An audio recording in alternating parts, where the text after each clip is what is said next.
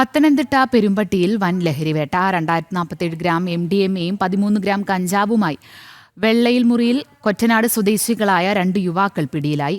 രഹസ്യ വിവരത്തിന്റെ അടിസ്ഥാനത്തിലായിരുന്നു എക്സൈസ് പരിശോധന.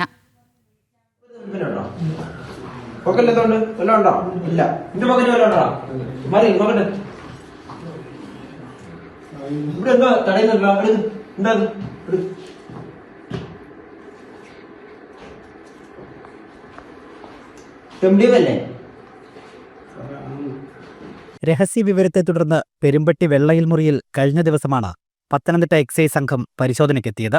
പോക്കറ്റിലും മെത്തക്കടിയിൽ സോക്സിനുള്ളിലും സൂക്ഷിച്ച നിലയിലായിരുന്നു ലഹരി പദാർത്ഥങ്ങൾ. വെള്ളയിൽ മുറിയിൽ സ്വദേശി സാജു ജോൺ തോമസ്, കൊറ്റനാട് സ്വദേശി പ്രശാന്ത് ചന്ദ്രൻ KP എന്നിവരെ എക്സൈസ് അറസ്റ്റ് ചെയ്തു.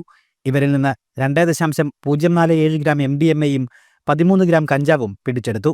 പത്തനംതിട്ട നാർക്കോട്ടിക്സ് സ്പെഷ്യൽ സ്ക്വാഡും ഐബ ടീമും സംയുക്തമായി മല്ലപ്പള്ളിയിലുള്ള പെരുമ്പട്ടിയിൽ മേമന വീട്ടിൽ വൈകിട്ട് 5:00 നടത്തിയ റെയ്ഡിൽ ഈ വീട്ടിലെ തോമസ് ജോൺ മകൻ സിജോ ജോൺ, ഇയാളുടെ കൂട്ടുകാരനായ പ്രശാന്ത് ചന്ദ്രൻ എന്നിവരെ 2 ഗ്രാമിലധികം MDMAയും കൂടാതെ 13 ഗ്രാം കഞ്ചാവുമായി അറസ്റ്റ് ചെയ്തിട്ടുണ്ട്. ഇവരുടെ പേരിൽ NDPS കേസെടുത്തിട്ടുണ്ട്. പ്രതികളെ റിമാൻഡ് ചെയ്യാനുള്ള നടപടികൾ സ്വീകരിച്ചു.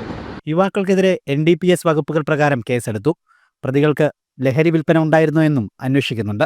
ജനം, പത്തനംതിട്ട.